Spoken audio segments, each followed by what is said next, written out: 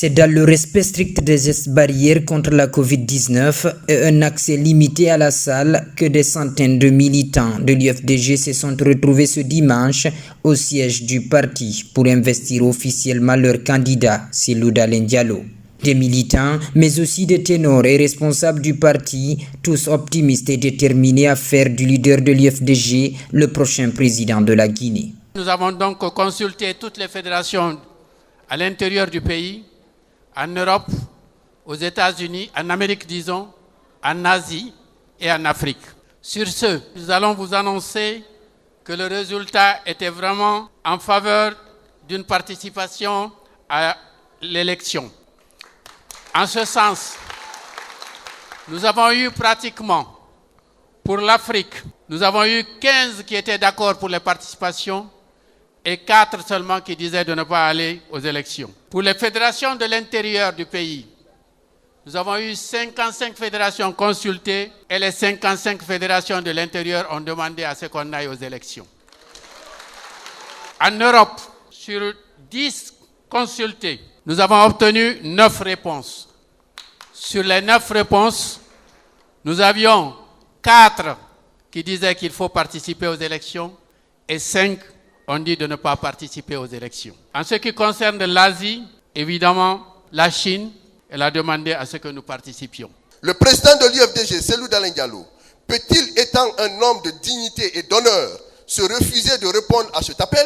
Peut-il se refuser d'être notre candidat alors que les militants lui font confiance et désirent sa participation à la présidentielle? Nous croyons en sa victoire. Nous croyons à la victoire de notre parti et de celle de notre candidat. Les Guinéens sont donc en quête de rupture et d'une alternance qui soit véritablement porteuse d'alternatives du pouvoir en place. C'est pourquoi il est grand temps que notre parti de présenter un candidat potentiel, compétent, intègre, qui a fait ses preuves, dont l'objectif premier sera d'unir et de servir les Guinéens. Notre candidat, évidemment vous le connaissez tous, s'attellera entre autres à réconcilier et à unir les Guinéens dans le travail et dans un esprit de solidarité conformément à notre devise. Traiter tous les Guinéens au même pied d'égalité. Rétablir l'ordre constitutionnel en préservant les acquis démocratiques tels que définis dans la Constitution de 2010. Redresser l'économie nationale à travers une meilleure redistribution des richesses du pays. Promouvoir un développement économique et social dans l'intérêt des populations guinéennes. Il serait inutile de dire que notre candidat bâtira des routes, car le peu qui existe aujourd'hui a été réalisé par vous, Monsieur le Président Cellou Dalein Diallo. Au nom de tous les sacrifices consentis, de toutes les humiliations, supplications et privations subies, nous ne pouvons déserter le combat pour nos valeurs et laisser libre champ Alpha Condé dans son entreprise de confiscation du pays. Les personnes qui sont mortes pour la vérité et l'avenir du pays méritent que tout vivant ne laisse jamais leur mort inutile en laissant le champ libre à ceux qui l'ont entraîné. Bien au contraire, pour honorer leur mémoire et leur dignité, il faut continuer à nous battre. Se retirer ou se taire, c'est être complice des malfaiteurs par passivité ou confort. À l'issue des consultations, Elhadji Cellou Dalein Diallo est choisi sans surprise par les différentes fédérations du parti comme candidat potentiel de l'UFDG à l'élection présidentielle du 18 octobre prochain. Une occasion pour les libéraux démocrates de resserrer les rangs pour la victoire finale. Le Conseil national, réuni en session extraordinaire le 6 septembre 2020, vu les statuts du parti, notamment en ses articles 16.7 à 16.9, vu l'article 39 du règlement intérieur du parti, vu les résultats des consultations sur la participation ou non du parti à l'élection présidentielle du 18 octobre 2020, vu les résolutions des fédérations relatives à l'investiture de M. Mamadou Cellou Dalein Diallo,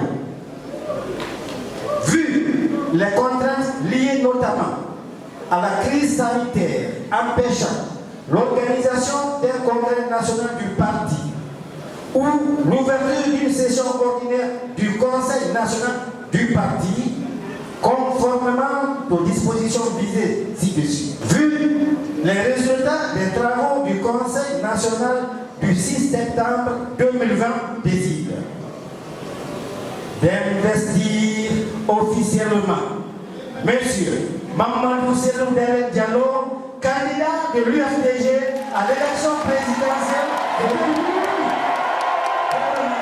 Déçue de la gouvernance actuelle, la jeunesse du parti n'a pas manqué de rappeler les promesses fallacieuses du pouvoir de Conakry. Elle invite les électeurs à se rendre massivement aux urnes pour sauver le pays d'une nouvelle dictature d'Alpha Condé. L'avalement d'Alpha Condé au pouvoir a été une preuve pour la Guinée. Il a lui-même endeuillé les centaines de familles, expulsé de leur maison des centaines de concitoyens. Les maladies graves se sont abattues sur la Guinée. Quelle poisse, Khatatouenara.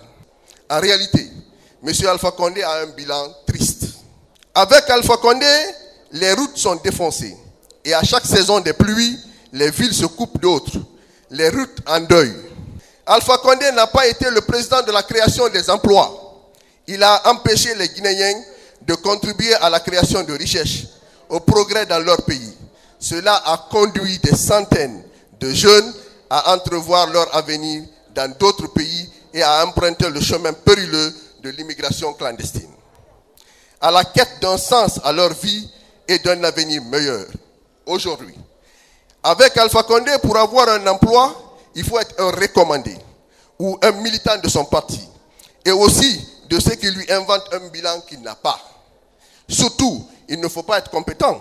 Avec Alpha Condé, l'école guinéenne est à l'agonie. Monsieur Alpha Condé a nommé comme ministre de l'éducation des mis-instruits et des mis-analphabètes. Avec Alpha Condé, le système de santé publique est inaccessible. Selon les termes du Premier ministre, ils ont construit 200 hôpitaux, 38 centres de traitement épidémiologique, qui n'existent que dans leur imaginaire. Pendant 30 minutes, Cellou Dalein Diallo parle avenir, développement et n'hésite pas, comme à l'accoutumée, de tirer à boulet rouge sur le dictateur de Conakry. Mesdames et messieurs, maintenant, vous me faites l'honneur de me demander de représenter notre parti à cette élection. Ai-je vraiment le choix? Lorsque les militants et responsables de notre parti, dans leur quasi-unanimité, me le demandent. Ai-je vraiment le choix quand on sait que les Guinéens, dans leur écrasante majorité, m'ont fait confiance et fondent dans ma modeste personne tout leur espoir, toute leur espérance, comme ultime recours face au pouvoir despotique et clanique de M. Alpha Condé? Ai-je vraiment le choix de renoncer face à une horde sans foi, ni loi qui a décidé de confisquer le pouvoir, de diviser la Guinée et de piller nos ressources? Ai-je vraiment le choix quand on est face à un adversaire obsédé par le pouvoir, qui ne se préoccupe ni de l'état de nos routes, ni de nos hôpitaux, ni de nos écoles? Ai-je vraiment le choix quand on est face à un pouvoir qui n'a aucun égard pour les droits humains, les règles et les principes de la démocratie et de l'état de droit? J'ai encore frais dans l'esprit et chaud dans le cœur la mémoire de tous ces jeunes martyrs tombés tragiquement sous les balles assassines de ce régime sanguinaire. Que leur âme repose en paix. Que Dieu nous donne la force et le courage de poursuivre leur combat jusqu'à la victoire finale. En ce qui nous concerne, nous avons l'obligation de nous dresser devant Alpha Condé sans concession aucune pour honorer le corps de nos martyrs tombés sur le chemin de la liberté, poursuivre leur combat. Mes chers compatriotes, en ce jour, je me tiens devant vous par ma conviction inébranlable que notre combat doit continuer. Je me tiens devant vous par la force de votre confiance permanente en moi et au nom du serment de la construction d'une Guinée que je vais unir et servir. C'est donc dans la foi de cet exaltant projet commun, celui de libérer notre pays de la dictature, que j'accepte votre décision de m'inscrire comme candidat de l'UFDG à l'élection présidentielle du 18 octobre 2020. Ensemble, nous rétablirons la souveraineté du peuple. Une souveraineté aujourd'hui travestie et détournée. L'alternance démocratique est possible. Elle est à notre portée. Pour garantir cette volonté de changement, nous devons résolument nous engager dès maintenant à nous battre. Se battre pour gagner, se battre pour conserver notre victoire. Oui, si Alpha Condé ne reconnaît pas sa défaite dans les urnes, nous saurons la lui démontrer dans la rue sans coup férir. Et nous prenons déjà à témoin la communauté internationale qu'il est hors de question cette fois-ci que notre victoire soit confisquée. Je dis bien qu'il est hors de question cette fois-ci que notre victoire soit confisquée. Il est temps que cette communauté internationale interpelle Alpha Condé, qu'elle lui rappelle les règles élémentaires de la démocratie.